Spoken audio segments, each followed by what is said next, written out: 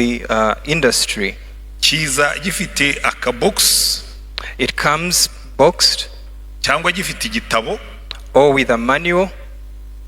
Kikubwira ngo iki gikoresho uku niko bagikoresha. And this manual tells you how the equipment is used. Kikubwira ngo iki gikoresho iyo kidakora neza dore uko gikosora. It also tells you how to troubleshoot the equipment. Iki gikoresho hari ibyo ugomba kukirinda kugira ngo gikore neza. It also warns you about things you must avoid in relation to this equipment. Ariko kenshi, but many times, ntabwo icyo gitabo tugisoma. We do not read the manual. Imodoka mfite ifite igitabo gifite amapaje agera muri 800. My car has a manual of about 800 pages.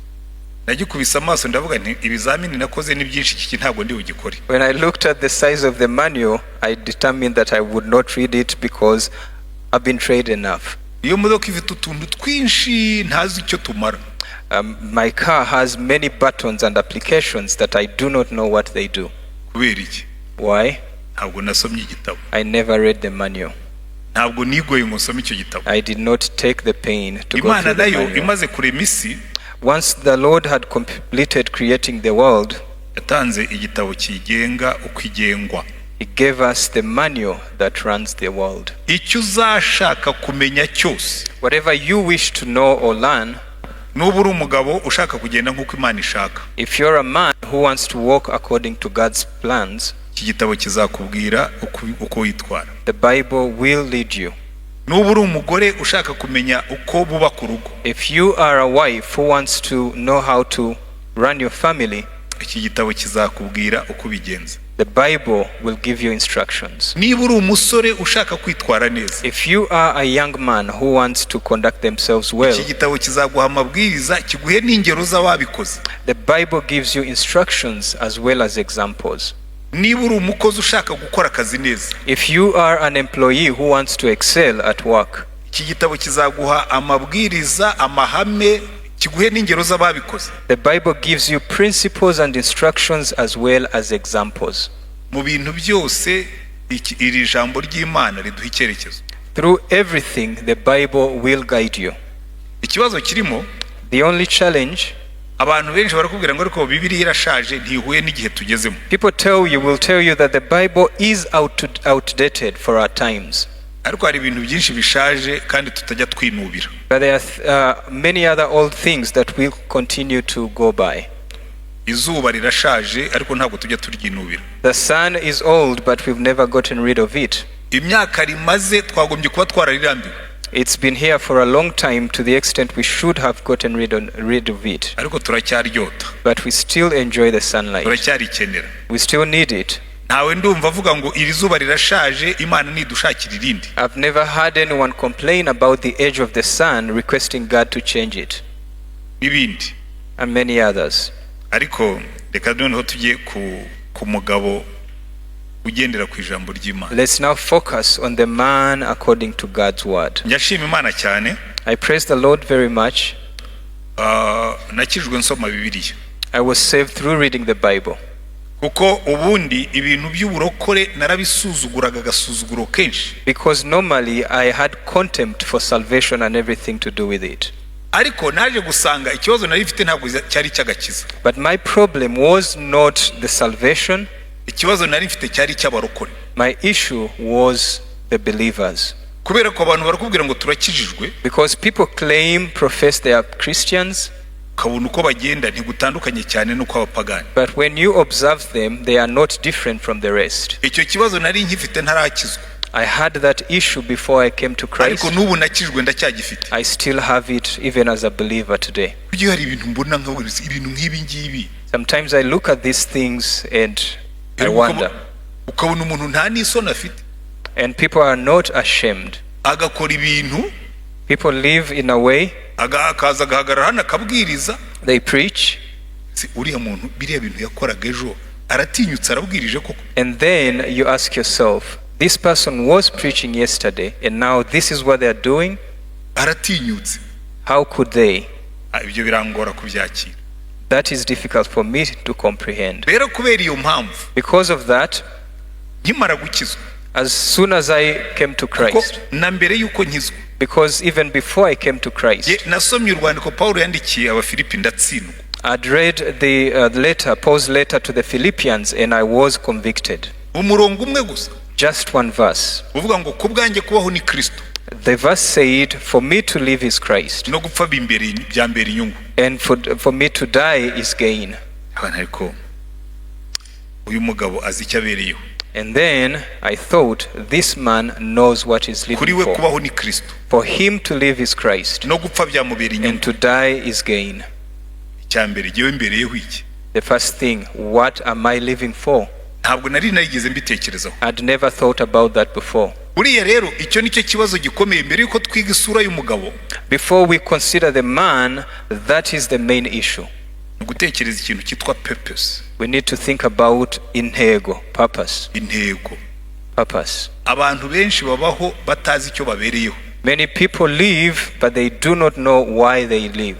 Ubajije abagabo benshi ukavuga uti kuki uri umugabo? If you ask many men, why are you a man or a husband? They will tell you, I am a man because I'm married and I am of age. Being married does not make you a man. I tell you the truth. You might be married, but without anything that defines a man. One woman told me, we shall see where the issue was. Listen to me, Pastor. I have one challenge. I am tired of raising 3 sons. 3 boys. 3 boys. 2 of them are my sons, and the 3rd one is my husband. This man sits down and has no purpose. When I challenge him about our future, he says, you are not contented. If you are tired of me, go marry another one. And when I try to take on any challenge, and then he complains that I want to take over. I want to go forward, but he wants us to stay put. That is a problem. So that is a man who wants to be the head, but does not want to take leadership. And that is the main problem with many men. They want to be heads. We want to be called heads, but we do not want to give direction. I tell people, if you hear a man reminding the wife who he is, do you know who I am here? Do consider that this person has lost their way. If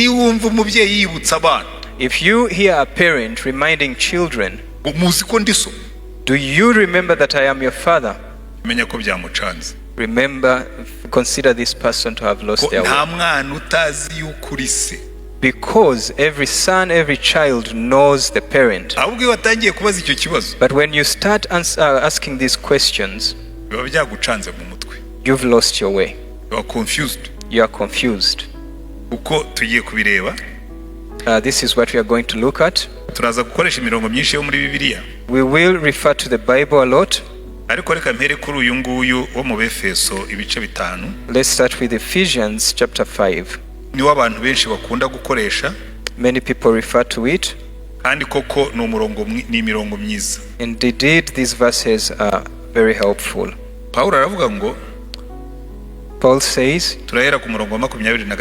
we'll start at 25. Bagabo, mukunda abagore banyu nkuko Kristo yakunze itorero akaryitangira, ngo aryeze amaze kuryogesha amazi n'ijambo rye, aryishyire rifite ubwiza ridafite ikizinga cyangwa umunkanyari cyangwa ikintu cyose gisa gityo, ahubwo ngo ribe ryera ridafite inenge.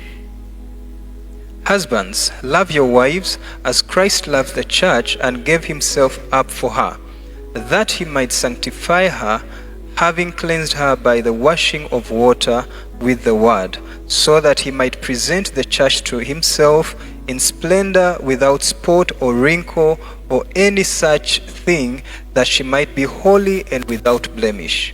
Uko niko abagabo bakwiriye gukunda abagore babo nk'imibiri yabo, ukunda umugore we aba yikunda, kuko nta muntu wakwanga umubiri we, ahubwo yawugaburira akawukuyakuya nk'uko Kristo abigirira itorero, kuko turi ingingo z'umubiri we.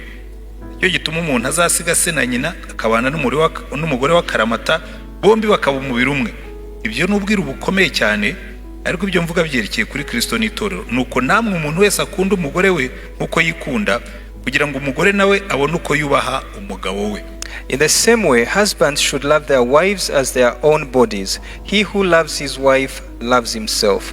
For no one ever hated his own flesh, but nourishes and cherishes it, just as Christ does the church, because we are members of his body. Therefore, a man shall leave his father and mother and hold fast to his wife, and the two shall become one flesh.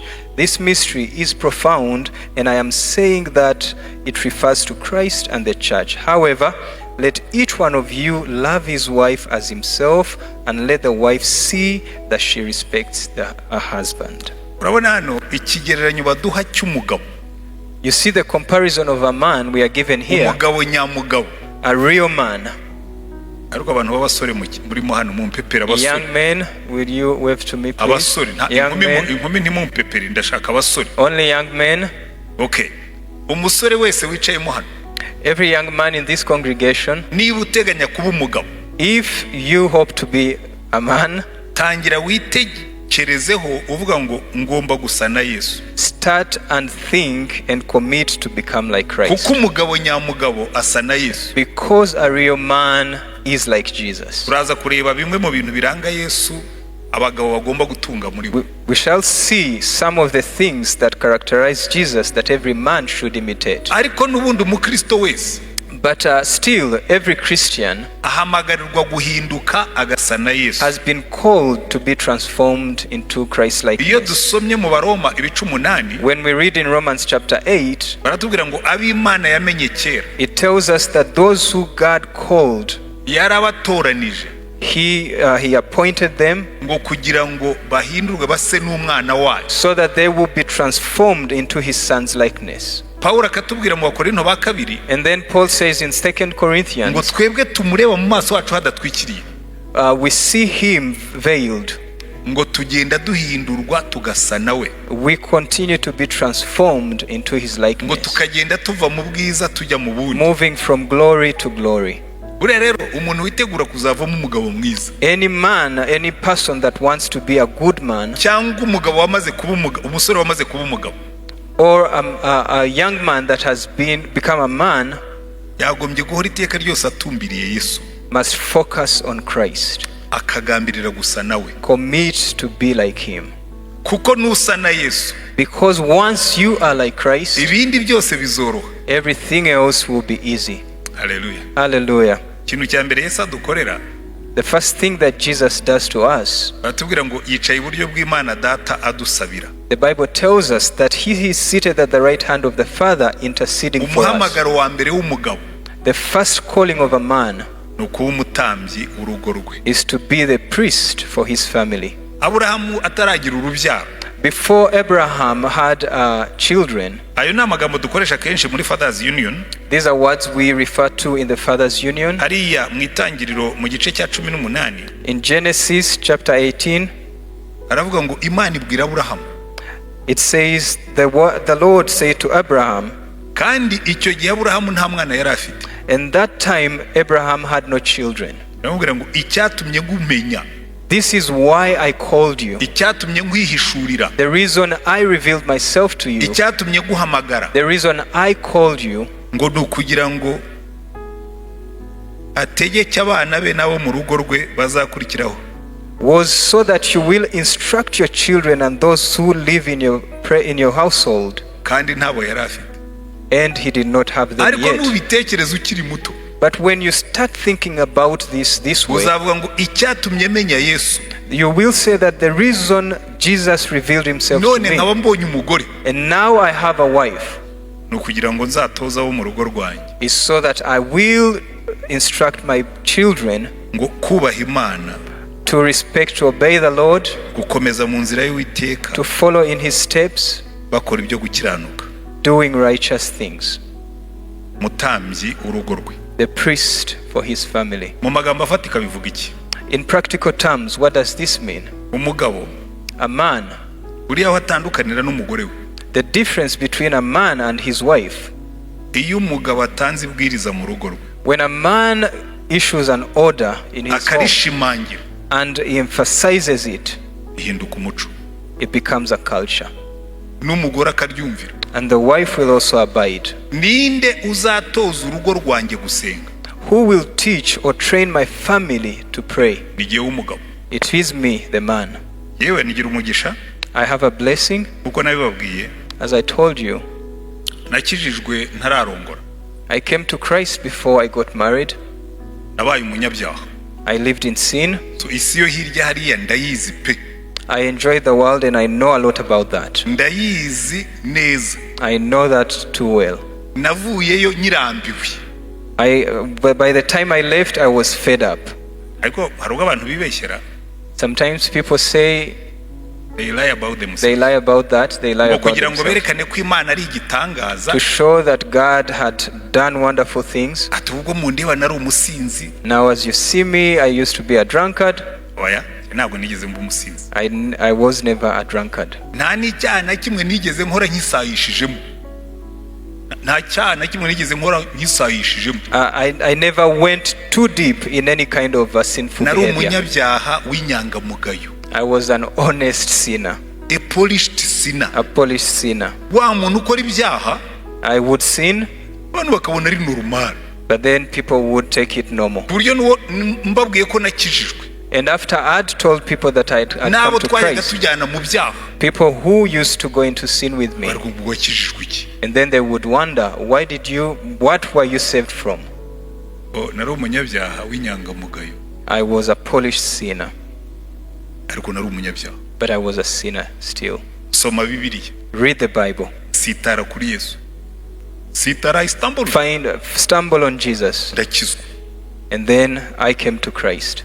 Ariko kugira ngo nkizwe, But to come to Christ, nihaye amezi 6 yo kuba nasomye Bibiliya inshuro 3. I committed myself to having read the Bible 3 times in 6 months. Amezi 6 In 6 months, ndayisoma. I read it. Mu buzima bwanjye In my life, ngira discipline, nihaye ikintu wabwira iki kintu ngiye kukiga. Ushobora kuba ngiye kwiga igishinwa, mu myaka 2 uzasanga avuga igishinwa nk'umushinwa.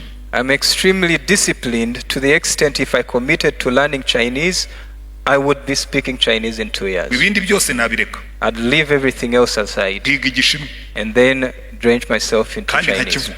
And then I would speak Chinese. Yaba ngombwa nkajya mu Bushinwa, If necessary, I would travel to China as well nkajyayo nkiga igishinwa. to learn Chinese. Rero gusoma Bibiliya Now, reading the Bible, nihaye amezi 6, I committed to 6 months kuba nayisomye 3, to have read it 3 times. afata icyemezo. I decided.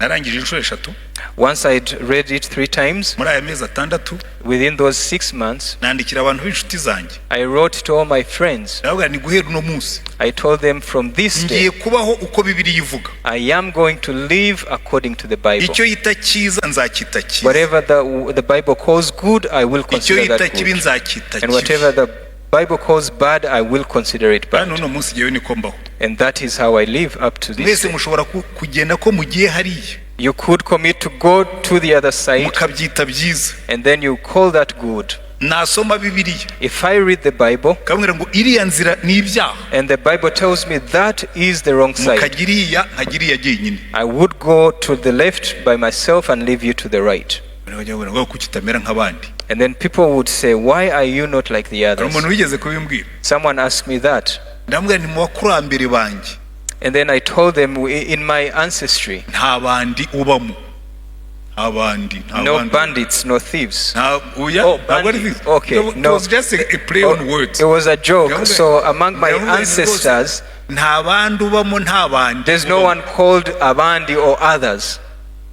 Nta mpamvu yo kumbwira ngo nitware nk'abandi, So no reason to tell me to conduct myself like the others. ko niba Bibiliya ivuga ngo ibi sibyo sibyo. Because if the Bible says this is not right, Nicyo it kibazo is not urubyiruko right. mufite. And this is what this is the issue we have. Ngo mbona abandi.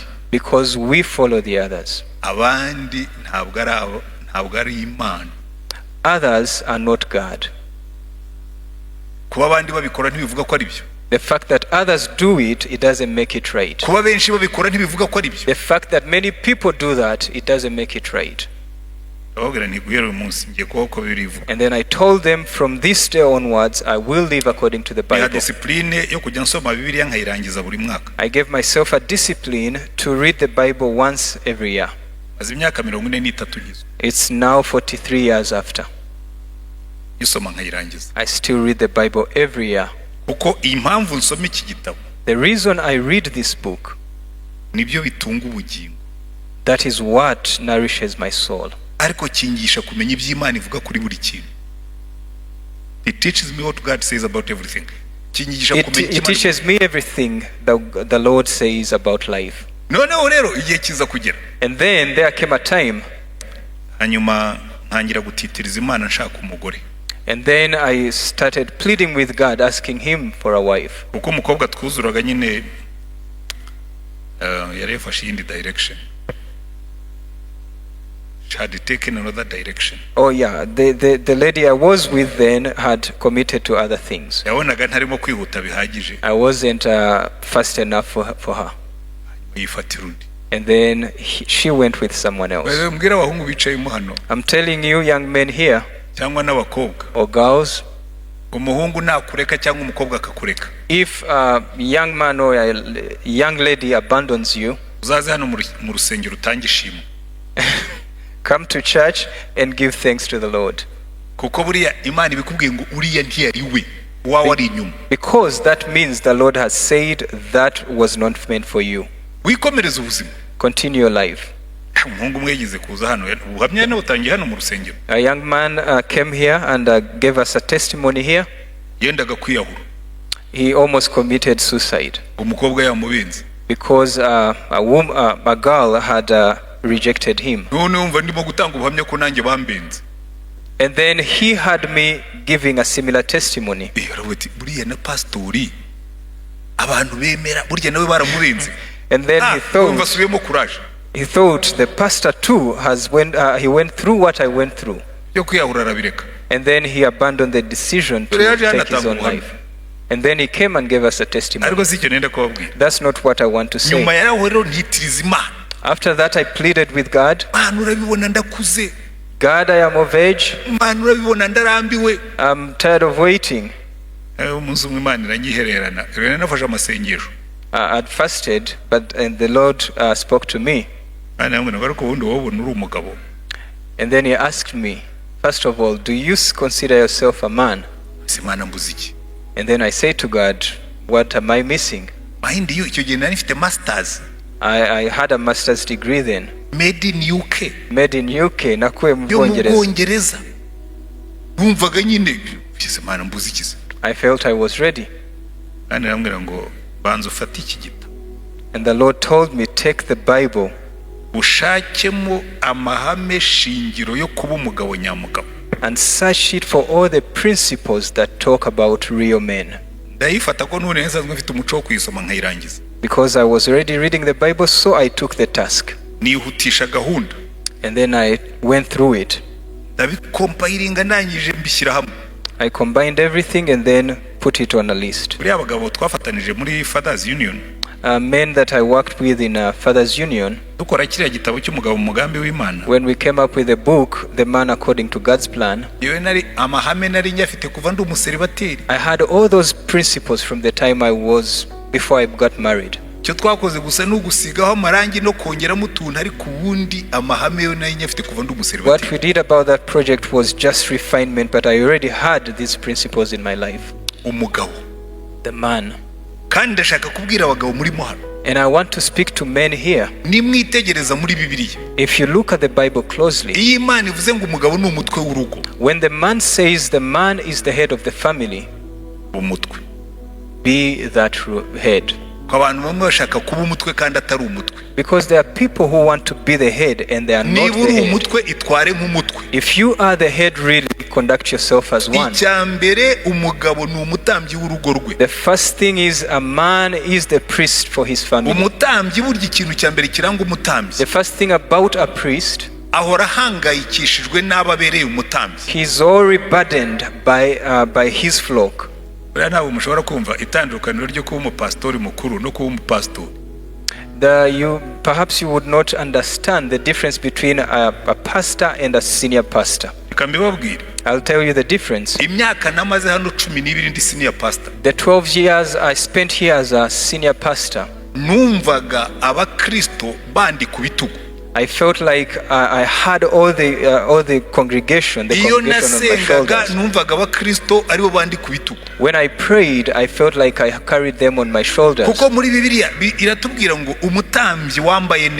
Because the Bible tells us a priest in his full attire should have all the names of the Israelites on his heart, and then carry the names of the Israelites on his shoulders. And when he stands in my face, he should come with my people on his heart. The man who becomes a priest for his family, he carries the burden of his family. He carries his heart, his family in his heart. But today, men, sometimes I despise some men in my heart. When a man sits and complains about a wife, and then he says, my wife wants to separate me from my friends, in my heart I classify that person among people who are lost, who don't know what they're doing. I classify him under big boys,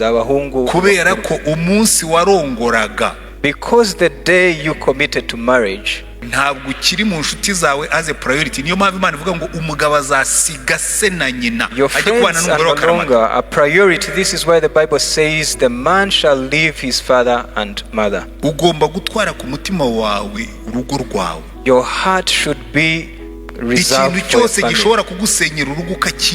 and avoid anything that might destroy your family.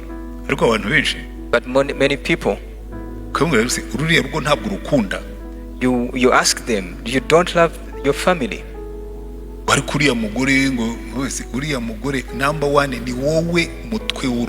then they complain about the wife, but remember the first thing is you are the head of the family.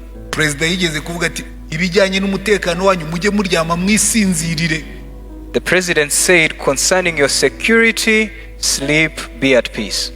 umutekano w'urugo rwawe is your concern, ni wowe ugomba kubihangayikira. And the security, the safety of your home should be your concern. uri umutambyi, you are the priest. utwara urugo rwawe ku mutima. Have your heart, your family by your utwara heart. umugore wawe ku mutima. Carry them in your heart. utwara abana bawe ku mutima. Carry your children in your heart. mbere yuko utwara barumuna bawe n'abashiki bawe na so na nyoko, haza umugore wawe. Before you prioritize your brothers and sisters, your wife comes first. Yo nkunda mama. I love my mother. Data yapfuye mfite imyaka 5, narizwe na mama. I lost my father when I was 5, so I was raised by my mother. niwe muntu nubaha kuruta abantu bose. I respect him above every other person. ariko but ampeta mfitanye nawe. I am not married to her. I have no. umunsi Penina yashyize impeta ku rutoki rwanjye nararahiye. The day my wife put a ring on my finger, uyu niwe mugore wanjye forever. I vowed this will be my wife forever. mujya mwumva mbivuga hano. You hear me talking about it. umunsi napfuye. And then I say, once I'm dead, abagore bagiraho gukuramo impeta y'umugabo akayisigarana. Women take the husband's, the dead husband's ring and keep it. iyanjye uzayirekereho ndashaka kuzatunguka imbere ya Yesu nyambaye. I said, I will keep mine because I want to appear before the Lord with it on my finger.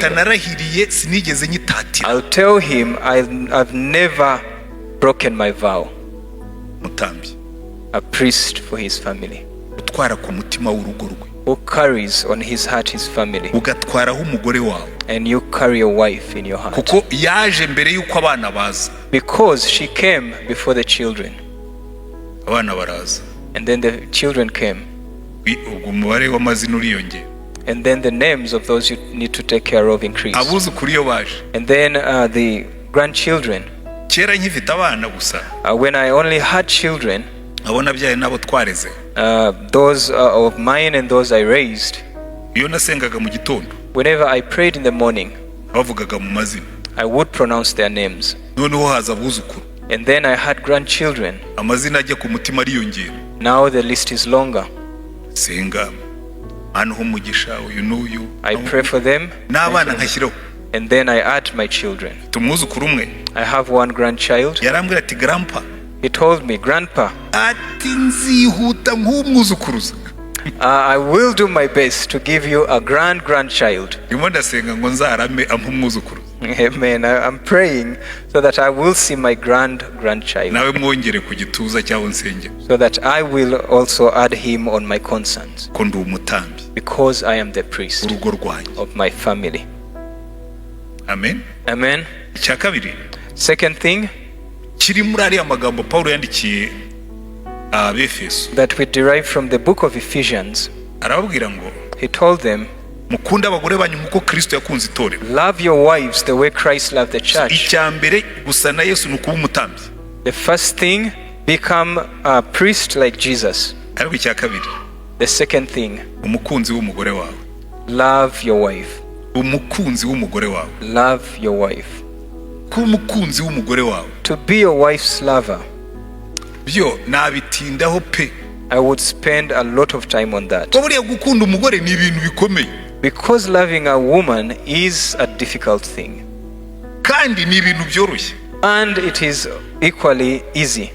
Buriya nimubona James yicaranye na Jackie, When you look at James and Jackie sitting together, Jackie wari uri hamwe n'akazi ubwenge ejo ntabwo ari we bari hamwe uyu munsi. the Jackie you saw with Mr. James is not the same Jackie you are looking at today. She is the same woman, She's the same, ni wa muntu ni wa mugore, ariko she is a different woman.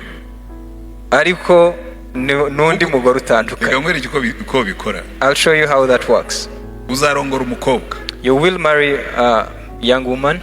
nimugira umugisha When the Lord blesses you, agire gutya mu kwezi kumwe baratwite, and then you will get pregnant. nubyuka mu gitondo When you wake up in the morning, ubona byutsa aruka, she will be vomiting. ubone ni na mood ze zahindutse, mbese And then her moods change all of a sudden. nutaha nimugoroba When you come back home in the evening, ubona arananiwe. she will be very tired. Si uyu nguyu umugore wanjye yagiye hehe, uyu nguyu ko mbona atari wa wundi. And then you begin wondering, where did my wife go? This is not the wife I knew.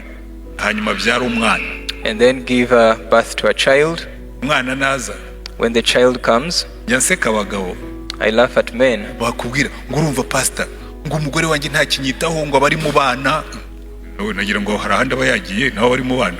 I laugh at men who complain to me, my wife no longer takes care of me. She's fully absorbed by the Yewe children. ntangazwa n'umugabo urwanira affection n'uruhinja. I wonder at men who are competing for affection with their children. Akabebe kadashobora kwigenza bagomba kugaterura bakakuhagira bakakonsa bakagira ugatangira gukompitinga for affection. Umugore wanjye atakinyitaho ngo yibereye mu bana akanabagira benshi kandi arumwe. You complain about that and it's only one child, but you make it sound as if there are many. Iyo bakubwiye gukunda umugore wawe, when the Bible tells us to love our wives, mukunda ari inkumi mukiri abafiyanse, you love her when she's still young. Ukamukunda asigaye agenda bimugora atwite pe no kwicara bikamunanira. When she becomes heavy with a child, you still need to love her. Nigeze kumva umupastori yigisha numva namukubita. One time I had a pastor preaching and I felt like hitting them. Umugabo n'umugore bombi n'abadogiteri. Bombi n'abadogiteri bo mu bitaro. Both the husband and wife were doctors. Pastori ratangira ati rero madamu. And then the pastor started, wife, ati ku bitaro uzaba uri doctor. You will be a doctor at your... Ariko nutaha mu rugo uzaba uri madamu. But when you come home, you will be a wife. ati ntuzakangishe ngo wiriwe ngo ukora amaturu mu bitaro. Do not tell your husband, I've been busy at the hospital. Iyo ugeze mu rugo uri madamu, When you come home, you're a wife. umva namukubita. I felt like hitting him. Uyu mugore aratwite, This wife is pregnant. yiriwe akora amaturu mu bitaro. She's been running around in the Ashobora hospital. kuba ananiwe umunaniro urenze uyu mugabo. She might be twice tired than the man. Umugabo nagera mu rugo agereke akaguru ku And kandi, when the man comes home, cross his legs.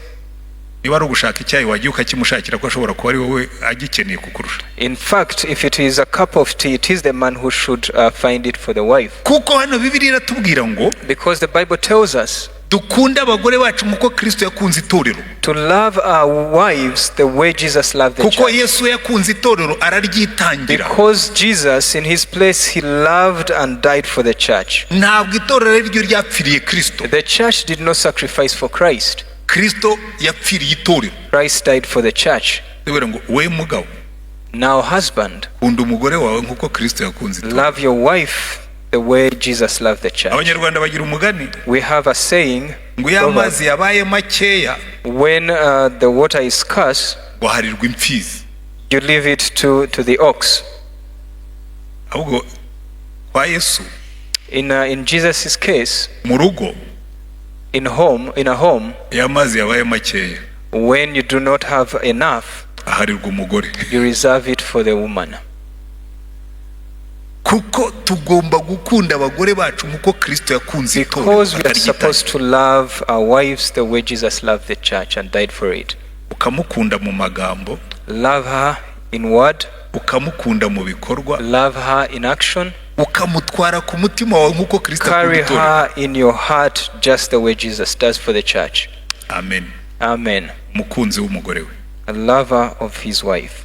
Cya gatatu, Third thing, umugabo. the man ni umutwe w'urugo rwe. is the head. Bivuga iki? What does that mean? Bivuga ngo agomba kurutekerereza, He must think for the family. akarureberera. He must look after it. Ubundi buriya umutwe ntabwo urusha agaciro umutima. Because the head is not more important than the Nta heart. nubwo umutwe urusha agaciro ibihaha. Neither does the head do better than the lungs. Ariko buri nyama yose yo mu mubiri But every organ in the body, iyo irwaye when it falls sick, umutwe uhita unanirwa. the head does not function. Icya mbere bikwereka ngo umutwe ntabwo urusha agaciro igifu, So firstly, that shows you that the head is not more important, ariko uragikorodona. but it controls it.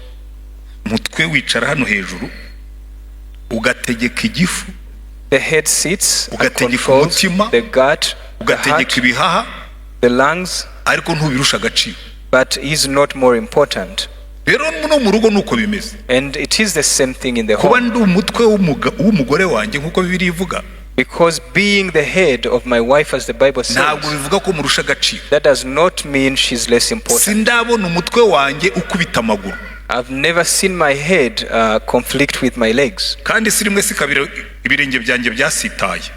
And every time my toes have hit the Iyo stone. nsitaye When I stumble, ntabwo umutwe uvuga ngo you stupid foot, my head does not say ngo ahubwo wabirenge. umutwe uhita ubwira ikiganza ngo ikirenge cyasitaye gikande, manura ukuboko gikande. The head sends a message to the hand and says, touch the foot. Nta conflict igibamo There's no conflict. Ntibijya bisigana. kuko ni umutwe. Because the head leads. Icyo nicyo duhamagarirwa kuba cyo. That is what we are called to be. Ikibazo rero, The problem is, abagabo benshi bifuza kuba umutwe, many men want to be the head, bifuza kuba abatware, they want to be the heads, ariko batiteguye kuyobora. but they are not ready to lead. Ntibashaka kwirushya batekereza, They do not want to think. ntibashaka kwirushya bakora igenamigambi, They do not want to plan. ntibashaka kwirushya bakemura ibibazo. They do not want to resolve conflict. Bari aho gusa. They just want to wander around. Ntabwo uri umutwe icyo gihe. That means you're not the head then. Kandi ubwo udashobora kuba umutwe, And if you are not the head, byemere. accept that. Bwira umugore tumva rero madamu, And then tell your wife, listen, my yewe wife, mbona kuba umutwe byaranze, I think I am not capable of being the head. nyunganira. Support me. Uba umutwe, become the head, jya inyuma. I will follow you. Nibura bizatuma nta makimbirane abaho. At least we will have peace in the family. Umukunzi w'umugore we, umutware w'urugo rwe. Being a lover of your wife and then being the head of the family. Twari tugeze kuri gatatu cyangwa kane? Gatatu, 3. Icya kane. Fourth, icyitegererezo cy'abana be. Icyitegererezo, a model. a model for God's children. Buriya kuba umurezi w'abana bawe, Being a parent for your children, ikintu cya mbere abana babona, it's not so much ibyo ubabwira. children do not pay so much attention to what you say to them, Nicyo bakubona ukora, ibyo babona ukora, what they see you doing. nibyo basubiramo. They imitate you. Buriya iyo usenga, When you pray abana bawe bicaye aho ngaho, and your children are watching, iyo babwiye ngo basenge, when you tell them to pray, yewe njya ntangara. I am amazed. Abana banjye ni bakuru, My children are now old, ariko kuko bakuze banyumva nsenga, but because they grew up listening to me while asengera I'm urugo rwacu, praying for our family, asengera umujyi wacu, praying for our city, asengera igihugu. praying for the country. Iyo umubwiye uti senga, When you tell them to pray, yabumva nkumva nawe niko asenga, I hear them praying the same way I kubera pray, ko role model because I am their role model, bakwigiyeho. because they learn from me. Burya abana baritegereza kuruta uko bumva. Children are more observant Iyo than rero they listen. iyo batakubona usenga, When they do not see you praying, ntubahe icyerekezo. if you do not give them an example, Ubushakashatsi bwagaragaje yuko research shows us iki gisekuruza turimo, that iyi this generation, generation ni igisekuruza cy'abantu is a generation of people bavuga ngo bari fatherless. who call themselves fatherless. Igisekuruza cy'abana badafite icyitegererezo, It is a generation of fatherless children, people kandi without bifite models. ingaruka nyinshi ku And that mibereho has y'abantu, enormous consequences for their lives. kuko Because muri parenting in Mukurera, hari umuntu wanditse mu kinyamakuru cyitwa Times. someone wrote an article in a newspaper, Times. Abakunda kujya kuri Google iyi article mushobora kuyibona. You can look for the article on Google. Yise ushyize muri Google ukandikamo ngo the fatherless generation, If urebye muri Google ukandikamo ayo magambo, uzabona arakubwira ngo 63% by'urubyiruko rwiyahura. it shows you 60% of young men who take their own lives Ni abana batagize ababyeyi babaha icyerekezo. are children whose parents did not give them direction. Ntabwo bivuga ko ababyeyi batabashyize mu ishuri, It does not mean that their parents didn't put them through ntabwo school. bivuga ko ababyeyi batari bafite amafaranga, It doesn't mean that their parents were poor. ahubwo ntacyo yigeze amushyiraho, They did not invest in them. nta cyerekezo yamuhaye. They did not give them a direction. Kandi kenshi ikibazo tugira nk'ababyeyi, And in most cases, the issue with parents, ababyeyi cyane cyane abafite amafaranga, especially rich parents, umwana agira gutya ukamushyira wenda muri Excel, you take a child, for example, at an Excel school, agatsindwa muri Excel, they fail, ukamubwira ngo mwana wanjye and then you tell them, uhangayike, my son, it's okay. mfite amafaranga ahagije, I have more money. ukamujyana muri Wellspring, I'll take you to Wellspring. yagera yagatsindwa, And then they fail again at Wellspring. ukamwimura ukamujyana Riviera. You take them to Riviera.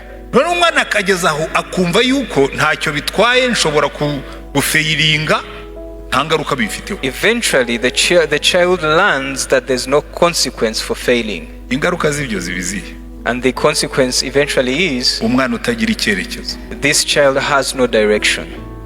Hari umwana umwe yagerageje kwiyahura, There's one young man who tried to take their own life. bari turimo kuganira mukorera kanseri, We were talking, ndamubwira nari ku bundi purpose y'ubuzima bwawe ni iyihe, and ubereyeho iki? I asked this young man, what is the purpose of your life? Arambwira ati ni ubwa mbere umuntu ambajije icyo kibazo. And he told me, you are the first person to ever ask me that. N'abakanserazi wagiyemo ntabwo bakubajije icyo kibazo? With all the counselors you went through, Arambwira toya, no one ever did. ati bagerageje kumfasha kumva ikibazo cyanjye. They tried to help me understand what my problem was. Niba ubaho kuva mu buto bwawe nta purpose, And I told him, if you've lived throughout your life without a purpose, uzabaho ubuzima budafite icyerekezo. your life will have no direction. uziheba. You will get depressed. 63% biyahura ni urubyiruko ruba mu ngo zirimo abapapa batahaboneka cyangwa zidafite abapapa n'abake. And 63% of those who commit suicide come from families with fathers who are not available or who are never at home. 90% by'abana bajya ku mihanda. 90% of street children bava mu ngo zitarimo abapapa cyangwa zirimo abapapa batabitayeho. come from families without fathers or fathers who do not care.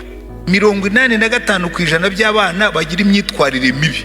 80% of delinquent children urugo rurimo abapapa batabaha icyerekezo. come from families with fathers who do not care. N'ibindi. It goes on. Kuko urebye statistique batanze. Because if you look at the statistics they give, bavuga ko 60% by'abafata ku ngufu. they say 80% oya 80% by'abarepists. 80% of rapists, n'abandi bafite anger problems, others with anger issues, bava muri bene zongo. they come from such families. 71% 71% by'abana bata amashuri of children who drop out of school, ingo zirimo abapapa batabitayeho. they come from families with fathers who do not care. Niyo mpamvu Imana iteka ryose insistinga ku muntu witwa papa. This is why the Lord always insists about the father. Mu gitabo cyo kuva In Exodus mu gice cya 20 chapter 20, ibi bintu ndimo kuvuga Imana irabishimangira. the Lord emphasizes that, Ikavuga ngo and he says, mpora abana. Umurongo wacyo wa 5. Exodus 20 verse 5, Uwiteka Imana yawe ndi Imana ifuha, mpora abana gukiranirwa kwa base nkageza kubuzukuruza n'ubuvivi bw'abanyanga. I, the Lord your God, am a jealous God, visiting the iniquity of the fathers on the children to the third and fourth generation of those who hate me. Amaze igihe kirekire nibaza ariko Mana ubusu kurenganya abantu koko. I spent a lot of time wondering, God, is this fair? Mana irambwira ngo ya iza kubinsobanura pe. And God explained this to me. Irambwira ngo iyo ubaye irresponsible, He said, when you are irresponsible, expect your children to pay the price. umenye yuko abana bazawe bazabyishyura. Uritwara uko wishakiye abana bawe bizabagiraho ingaruka. If you are irresponsible, your children will pay the price. None wari urugero njya mbaha hano. I tend to give an example. Muri 93 In 1993, cyo gihe mu Rwanda byari bimeze nabi. it was a tough time here in this country. Umuturanyi wanjye My neighbor, yari umukuru w'interahamwe. he was the head of the Interahamwe. Ariko twari inshuti. We were friends. Taruko nari interahamwe. Ariko kubera ko nari namugize inshuti kugira ngo Not because I was part of the group, but I'd befriended him. nta nubwo nabikoze mbigambiriye ariko singiye kujya muri iyo detail. Noneho umuhungu rimwe And that young man once, bari barwaniye hariya hirya twita Rwandex. a fight broke out near Randex. Urubyiruko rwo muri moderi bitwaga rwo muri PSD bitaga abakombozi. Some young men from the PSD political party called Bakombozi. Bari bafatanije nabo muri PL nabo muri moderi. They paired with PL and MDR. Barwana nabo muri Merenide na CDR. They fought with those from MDR, MRND and CDR. Ariko bararwana serious. And it was a serious fight. Polisi igomba kuza. And the police came. Noneho nzamukana n'uwo muhungu. And then I went with him. Urumva nyine kubera ko papa yari interahamwe nkuru nawe yari interahamwe. Because he was the chief, so he was a part of the group. Tugenda tuganira. So we went talking. Buriya mwapfaga iki koko? I asked him what was the issue. Arambwira ati bari banyanduga. And then he said, these Banyanduga, Ati papa yarabambwiye. my father had told me about them. Ngo bamwimishije akazi k'ubukapita. He told me that Umunyanduga yamwimishije akazi k'ubukapita. he told me that they denied him an opportunity to become a foreman. So urimo urarwana kubera ibyo ngibyo. So you're fighting because of that. So umujinya waso ni ibyaha bye. So your father's sins and anger. Ariko uyu mwana arimo ararwana kubera umujinya wase. But this young man is fighting because of his father's anger.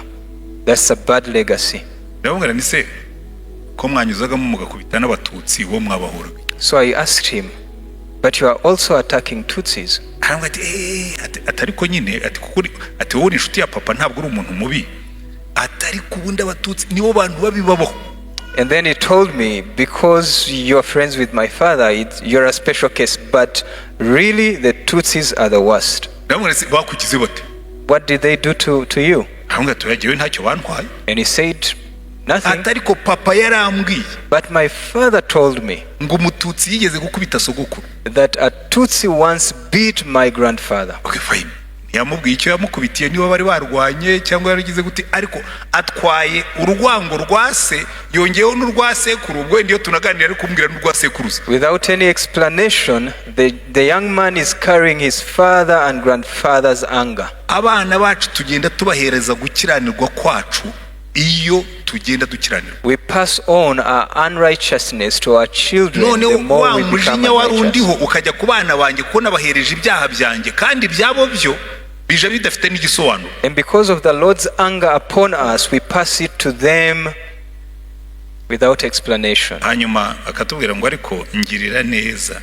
And then the Bible tells us, mbabarira bankunda bakitondera amategeko yanjye nkageza kubuzukuruza babo bigihe ibihumbi. But showing steadfast love to thousands of those who love me and keep my commandments. That's the legacy. Uwo wo murage. Nkunda amagambo mu migani. I love the words in Proverbs. Bavuga ngo umuntu mwiza asigira urubyaro rw'umurage mwiza. It says a righteous or a good person leaves a good legacy for his children. Umuntu mwiza asigira urubyaro rwe umurage mwiza. A good person leaves a good legacy for his children. Twagombye guharanira. That is what we should be striving for. Umugabo, the man, mu murongo w'Imana, according to God's plan. Kuko reka ndangirize kuri iki ngiki, umugabo nk'umurinzi w'urugo rwe. Let me end here, the man who protects his family. Hari umugabo wa muri Bibiliya. There's a man in the Bible witwa Nabal. He's called Nabal. Nabal. Yari afite umugore witwa Abigail. He had a wife, Abigail. None umunsi umwe Dawidi amutuma aramubwira ati rwose jewe n'abasirikare banjye twashonje twagira ngo uduhe ku biryo twumvise ko waje kogosha intama zawe. And King David called upon him. He said, my men and I are hungry and we wanted food. Nabal ngo aramusuzugura cyane. And then Nabal despised the king. Bene abo bantu b'inziririzi. And he said, who are these people loitering around? Tuzamuke mwambare inkota zanyu ntihagira umuntu wo kwa Nabalu urokokera ijoro. And then he said, come all of you my men, let's go and face this person. He will not last the night. Umugore wa Abigail abyumvise. When the wife heard this, aravuga ati uyu mujinya wa Dawidi ushobora kudusigira imirambo y'abantu. Ngo aragenda aramuturisha.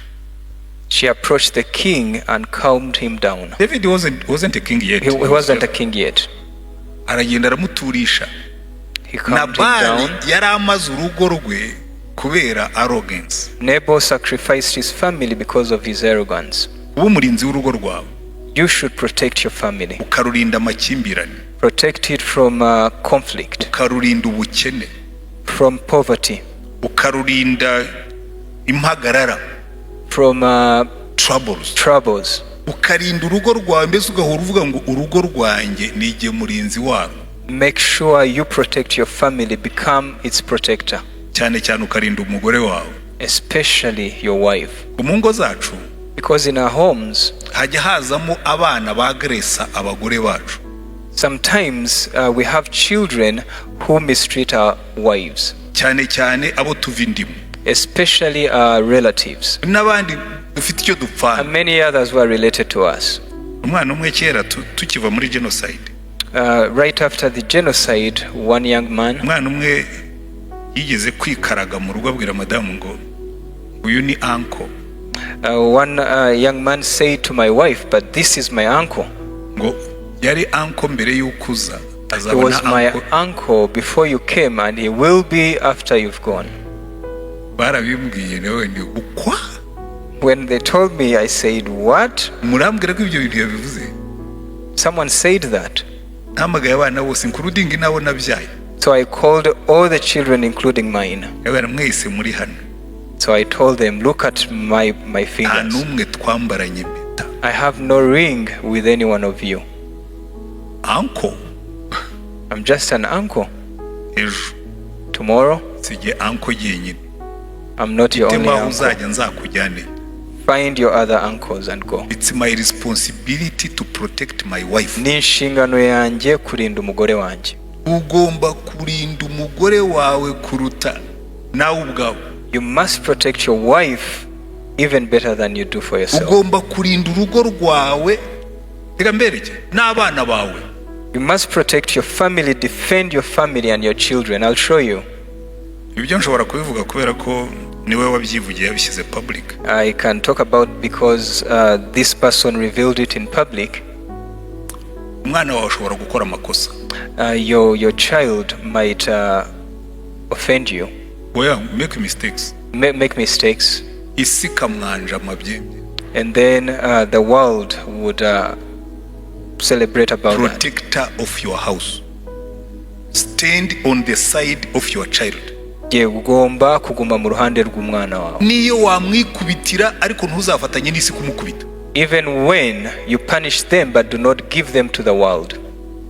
Kunda umwana wawe niyo yaba yakoze amakosa umukundi. Love your children even when they make mistakes.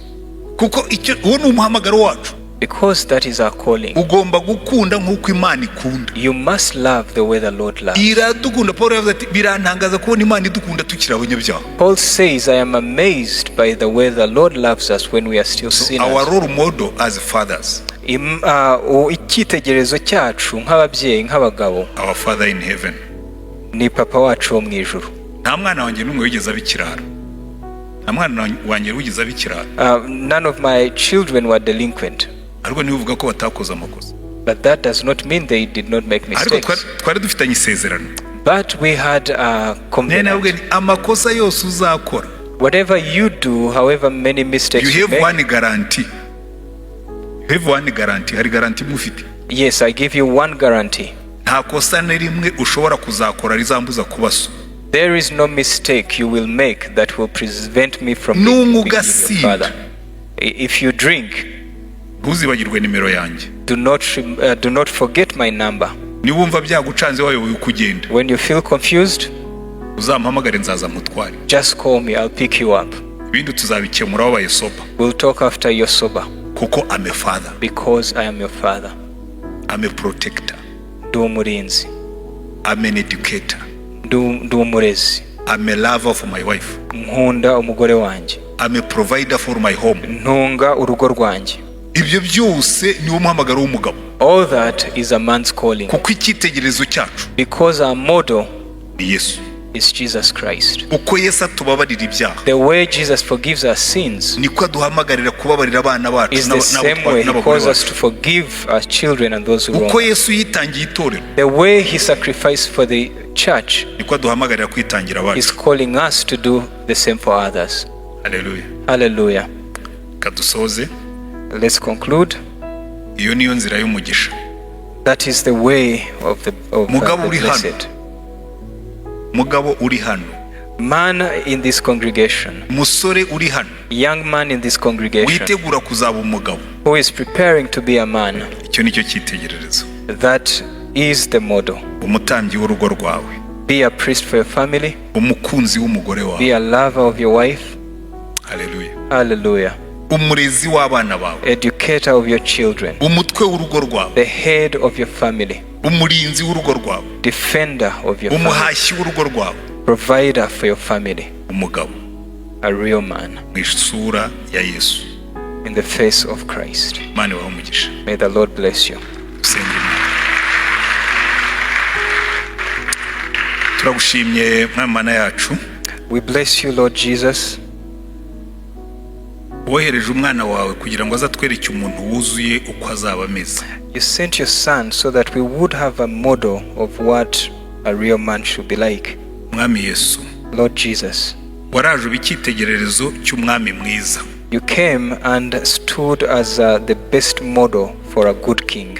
Ubikitegererezo cy'umushumba mwiza. You are the model of a great shepherd.